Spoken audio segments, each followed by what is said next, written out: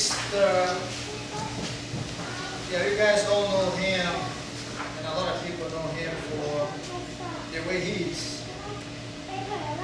It's not about right or wrong, it's just choices, and you do what you believe. And I remember when I met him, I don't think he believed much in himself as he believes today. On his era that he's training today, he became like a legend in a way in what he does, because he does so well.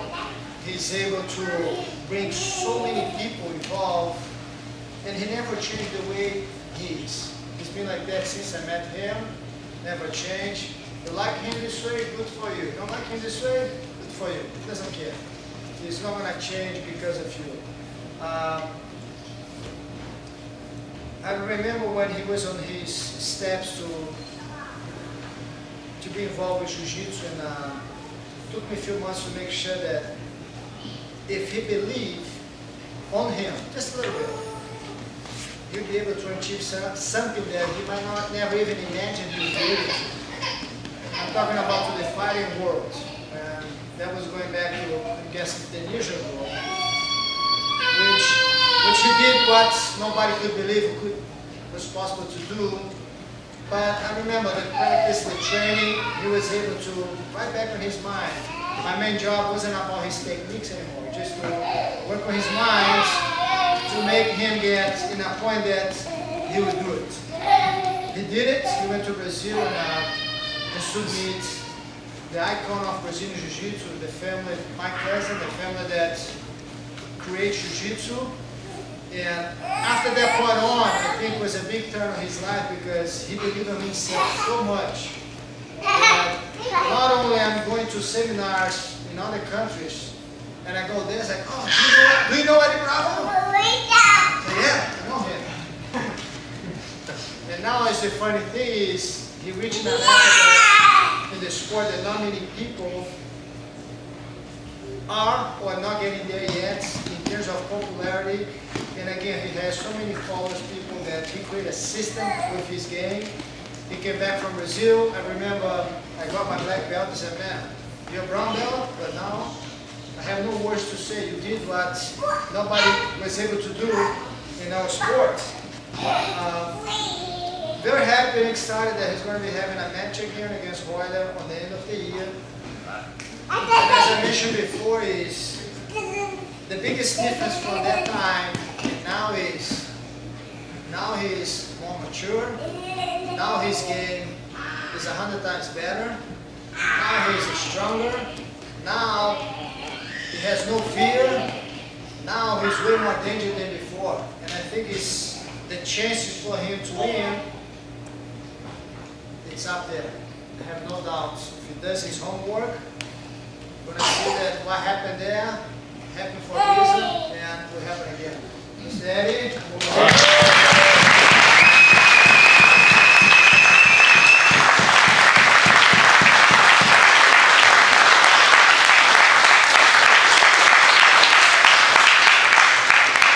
tells people that know Guy is better than Guy, but he never mentioned that he trained 11 years with Guy first.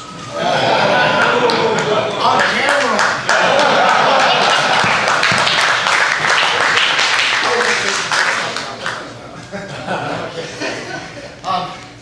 Man, you know, when it comes to the word confidence, I never understood it. I was a big football fan. And you'd always hear the confidence. Say, well, he's going to be more confident. Or he doesn't have any confidence. As a kid growing up, and even a man in his early 20s, like confidence, I don't get it. All these guys must have confidence. They're in the NFL, they must have confidence. What are they talking about? Are they just saying something just to say something? And then John Hopkins about confidence. And like you mentioned earlier, I had a problem with confidence. As a blue belt, I would freeze at tournaments. And then I got some confidence, and then I started doing well. And then when he gave me my purple belt, bam, there goes the confidence, down the tubes again. Oh, I can't compete with these. And then I would freeze up, and then slowly I started to understand what confidence means, slowly. And when I training for Hoyler the first time, he had so much confidence around it. I was just happy I got a free trip to Brazil. I wasn't trying to win nothing. These guys are going to kick my ass, aren't they? The black belt world champions? And Jacques goes, you're going to go out there and you're going to close your game and you're going to win. I'm like, okay, you can say that all you want, but I'm going to go out there and have fun. And I guess, I went out there with zero expectations, and maybe that had something to do with it. I don't know. But one thing that Jacques told me a long time ago, he said one of the things. He said, I never worked on my defense consciously. My style has always been, my offense is going to be my defense. That's what I took from football. Like, I'm going to make my offense, I'm going to go after him. If I'm going after him, he's got to defend. So I never really developed great defense. But Jacques kept telling me, he knew that was a role of my game. And he said, when you work on your defense, when you have good defense, you have so much confidence. And again, I didn't really get it. When you have defense, how about I just attack? Like defense, I didn't get it. But now, after all these years, 19 years of Jiu-Jitsu, I understand exactly what he means. And a big part of my training camp for this rematch is getting my defense together finally after all these years. Sitting back and breaking down defense. And I've been out here a few times, and all I do is sit down and we go down the checklist. What are the best defenses for everything? Getting out of side control, all the stuff I never thought about. To me, side control escape, I use my flexibility to get out of bad spots. And I always relied on my flexibility. And now, I'm still going to use my flexibility, and it worked in the first match in Hoyler. It saved my ass. But now I'm working with just the non-flexible techniques, defensive techniques, guard recovery drills, and I'm sitting here with Jacques, piece by piece, making it all happen.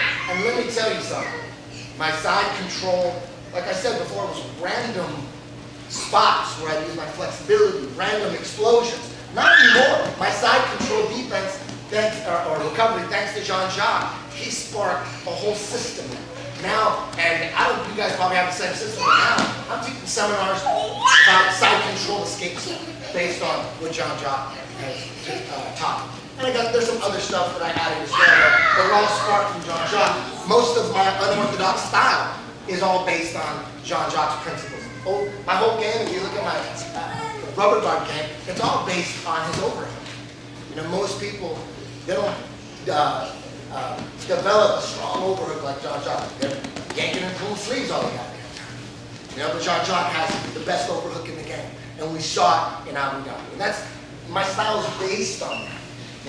And even stuff that Jacques really didn't even want to do that I was doing, like all the twister stuff and all, he was right there to show me the mistakes I was making. When people would stop me and there would be an obstacle, I would just go to Jacques and there wouldn't even be any question. Jacques, they're putting my elbow here.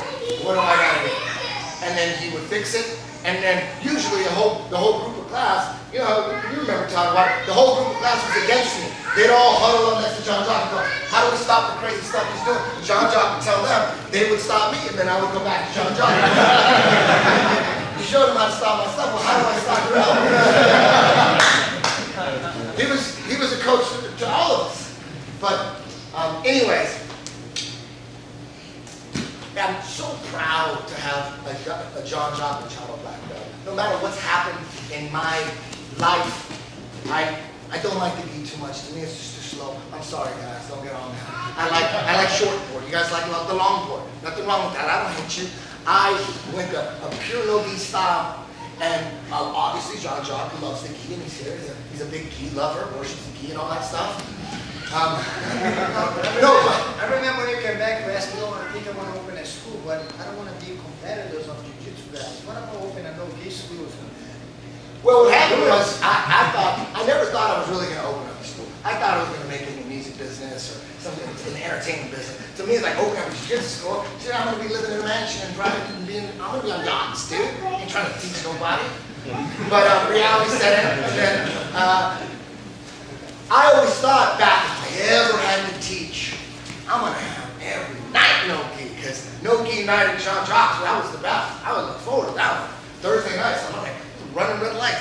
And Matt Baker's all like, oh, Bakersfield this, I drive from Bakersfield this and that. No traffic, that's an hour and a half. try getting to the 6 o'clock class here from Hollywood. That's an hour and a half too. That's what I do. When people tell me now, like, oh man, because I teach out of downtown LA, oh, it's the drive downtown. I always got some, when I was your age, I took the Laurel Canyon over at 4:30 in the afternoon. I'm like, what? Laurel Canyon, 4:30?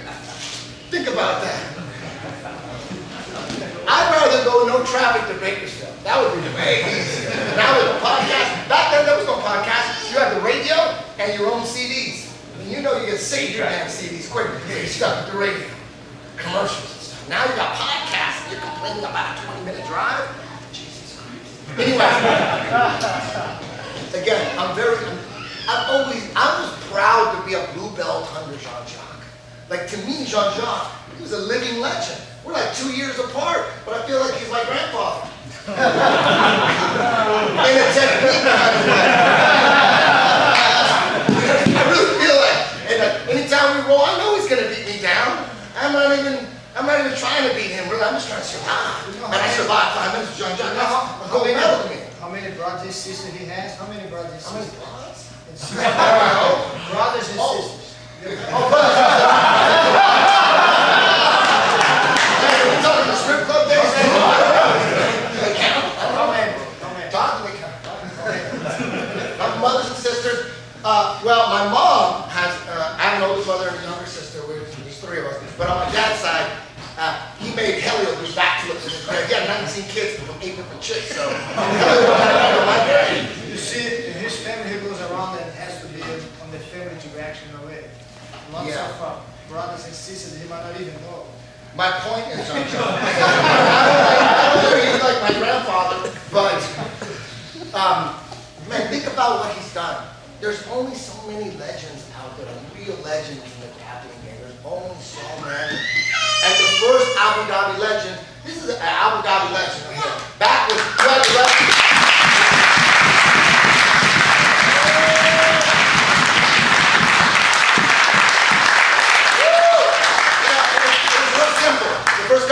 first Abu Dhabi, everyone was scared to go. They didn't know that Abu Dhabi won. They would frauds were getting in.